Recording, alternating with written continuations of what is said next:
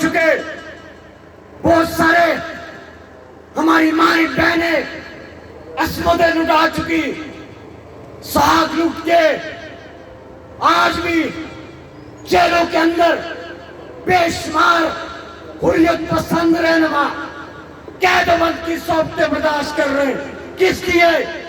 آزادی کے نام پہ۔ لیکن میں جو پوچھنا چاہتا ہوں کہ اتنے شہداء کی قربانیاں ہو چکی، اور اس ہمارے جموں کشمیر پہ دو ممالک نے بے شمار جنگیں، بالخصوص 3 جنگیں کر چکے۔ میں بڑی ترکمندی سے پوچھتا ہوں کہ ان ساری شہادتوں کے باوجود جموں کشمیر کی عوام کو کیا ملا؟ جموں کشمیر کے 1.5-2 کروڑ انسانوں کے مستقبل کا کیا ہوا؟